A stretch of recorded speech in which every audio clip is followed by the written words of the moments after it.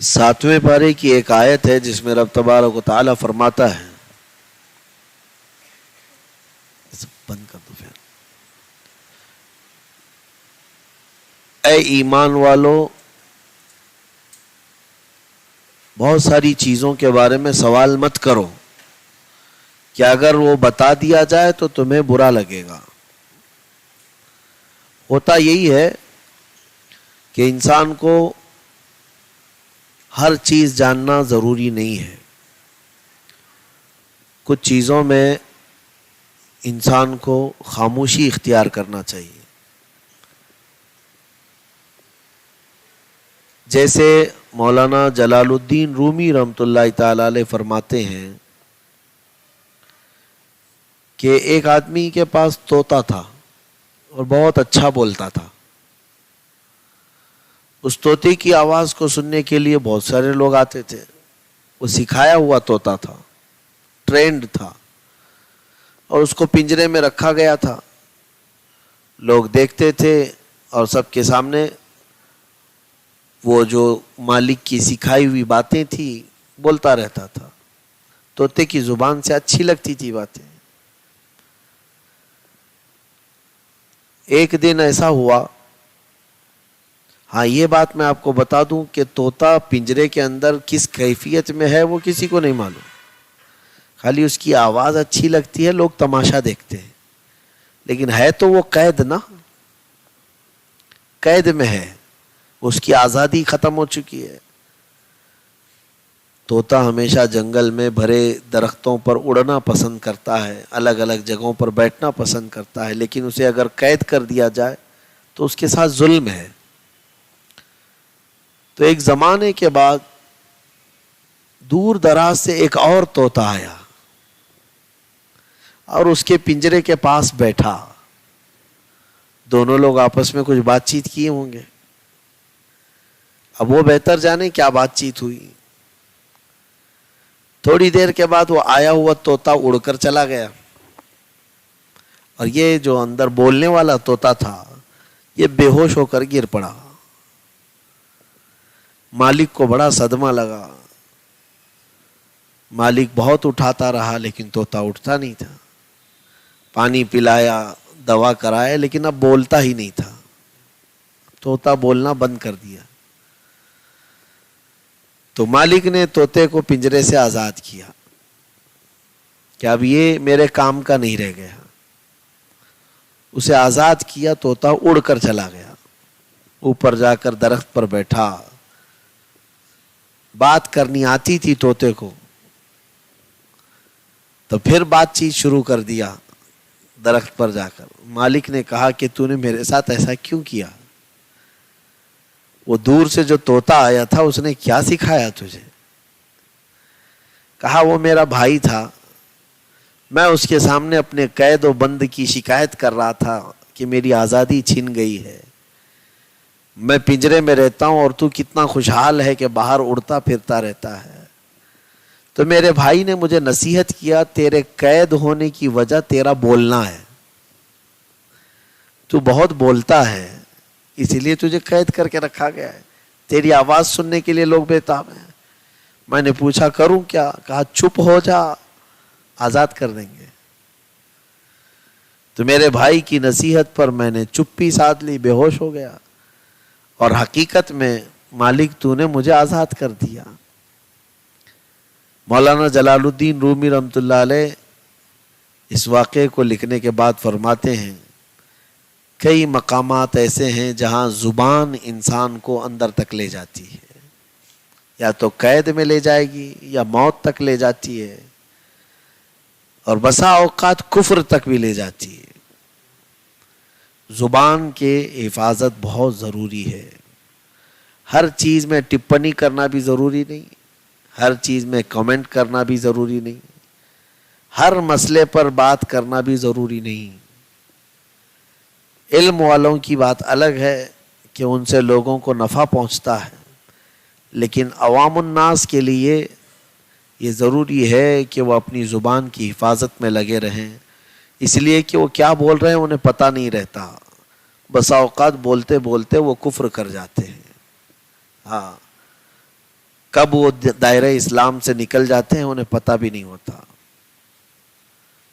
اس طرح اپنی زبان کی حفاظت بہت ضروری ہے. اور ایک بات، مولانا جلال الدین رومی ایک دوسرے طوطے کا بھی ذکر کرتے ہیں، مثنوی شریف. مثنوی جو ہے مولانا کی کتاب ہے. اگر مطلق صرف اونلی مولانا بولیں تو اس سے مراد علم والوں کے نزدیک جلال الدین رومی ہی ہے. ہر ایک کو مولانا نہیں کہا جاتا. یہ ہمارے زمانے کی یہ ایک پھیلی ہوئی عام سی بات ہے کہ اب یہاں ہر کوئی مولانا نہیں علامہ ہو گیا ہے. اس سے کم تو کوئی پسند بھی نہیں کرتے. ہاں، چاہے الف با پڑھنا بھی نہ آتا ہو لیکن وہ علامہ کہلائیں گے. پوسٹر پہ اگر ان کا نام علامہ نہیں لکھو تو ناراض ہو جائیں گے. پڑھا کیا ہے؟ کچھ نہیں ہے. مدرسے میں جا کر کے ٹائم پاس کر کے 2-3 سال بھاگ کے آ گئے. وہ علامہ بھی ہیں، فہامہ بھی ہیں، مفتی بھی ہیں، جو بھی ہیں. بہرحال اس زمانے میں ہول سیل ڈگریاں ہیں، قوم کو تو پوچھنا نہیں ہے. لیکن مولانا جلال الدین رومی جن کے علم کا حال یہ تھا کہ اپنے زمانے کے بڑے بڑے علماء ان کے پاس درس کے لیے آیا کرتے تھے، ان کو مولانا کہا جاتا ہے. صرف مولانا کہا جاتا. خیر، مولانا ایک اور واقعہ لکھتے ہیں کہ ایک آدمی نے طوطا پالا تھا اور اس کو لا الہ الا اللہ سکھایا تھا. بہت اچھے انداز میں بولتا تھا، لا الہ الا اللہ، لا الہ الا اللہ. طوطا سارے طوطے نہیں بولتے، کچھ طوطے ہیں جن کو ٹریننگ دی جاتی ہے تو بولتے ہیں. جیسے کہ ہم نے سنا ہے حضرت خواجہ بندہ نواز گیسو دراز رحمۃ اللہ علیہ کے پاس ایک طوطا تھا جو پورا حافظ قرآن تھا. سن کر کے اس نے قرآن یاد کر لیا تھا. بہرحال مولانا فرماتے ہیں ایک طوطا تھا وہ لا الہ الا اللہ بولتا تھا.